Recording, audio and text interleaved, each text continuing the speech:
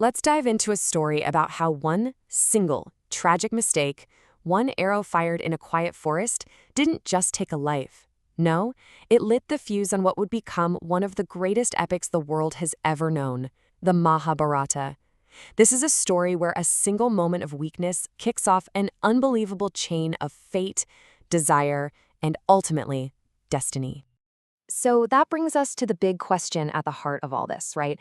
How can one tiny mistake, a split-second bad call, unleash a curse so powerful that it literally dictates the future of an entire royal line? Well, let's find out. All right, so let's set the scene. Our story kicks off with a powerful and, well-respected king named Pandu. He's out on a hunt, deep in the forest. It all seems pretty idyllic, but this beautiful setting is about to become the stage for a tragedy that is going to echo for generations.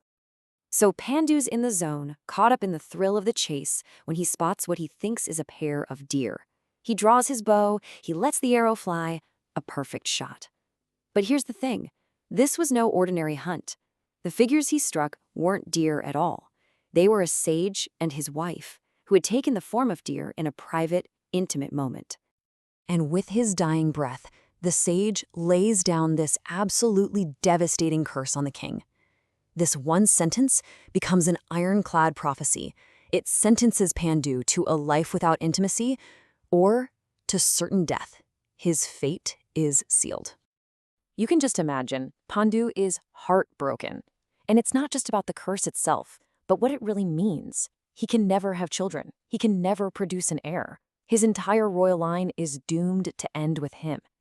But just when all hope seems totally lost, this extraordinary solution comes to light, all thanks to his first queen, Kunti. See, years before any of this happened, Queen Kunti was given this secret gift by the powerful sage Durvasa. It was the sacred mantra, kind of like a divine workaround. It gave her the power to summon any god she wanted and have a child with them. It was an incredible power that she'd kept hidden all this time, but now it was her family's only shot. So the plan is a go. Kunti uses the mantra and has 3 sons. And then, in this amazing act of generosity, she shares the secret with Pandu's second wife, Madri, who then gives birth to twins. And just like that, 5 divine sons, who we know as the Pandavas, are born. For a little while there, it really seems like they might have actually cheated fate. So, years go by. Pandu and his new family have built this peaceful life for themselves out in the forest, far away from all the royal court drama. But then, spring arrives, and with it comes a test of Pandu's willpower that he just can't escape. Just try to picture it. The entire forest just erupts with life and color. The air's thick with the smell of flowers, you can hear birds everywhere. It's just this vibrant, overwhelming celebration of life and nature. And for a man who has sworn off passion, this is a seriously dangerous temptation. So you've got this massive internal war just raging inside of Pandu.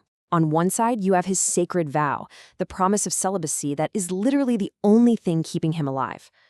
But on the other side, you have this raw, primal force of desire, woken up by the beauty of spring and by his wife, Madri. He's completely overcome, and he reaches for Madrin. She's begging him, pleading with him to remember the curse, to think about what's at stake. But it's no use. In that moment, the sage's warning is just some distant memory. His willpower, which he'd held on to for so many years, just shatters. And just as the sage had prophesied, in that very instant, King Pandu dies. The curse that had been hanging over his head for years finally claims its price, right at the very moment he breaks his vow. The peace they had built in the forest is gone, just shattered in an instant. And what follows isn't just grief. It's this deep, profound guilt, and a heartbreaking decision that will, once again, change the destiny of these 5 young boys. Queen Madri is just consumed by grief and blame. In her mind, she's the one responsible. She's the one who couldn't stop him, and now she feels the absolute full weight of that failure. So, this leaves the family in this new, grim reality. Pandu is gone. Madri, after making Kunti promise to care for her twin sons, makes the ultimate sacrifice and joins her husband on the funeral pyre. The 5 princes are now fatherless and, for all intents and purposes, motherless too. The sages living in the forest, they see this and they know this shattered family can't survive out here alone. They decide Kunti and her 5 sons have to go back to the capital city, Hastinapura, to claim their birthright. But when they get there, their return is met with a truly chilling prophecy.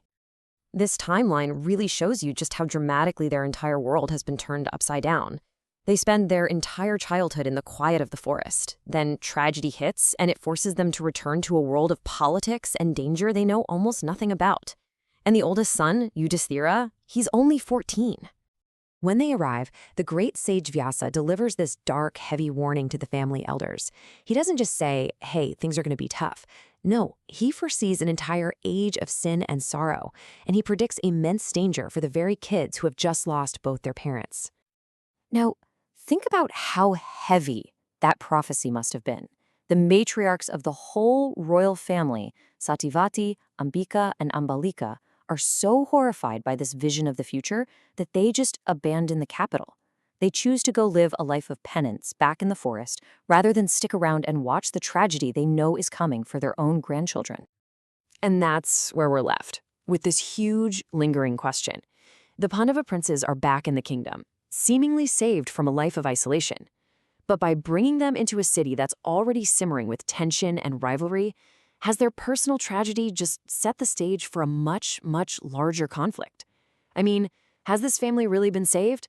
Or has a war just begun?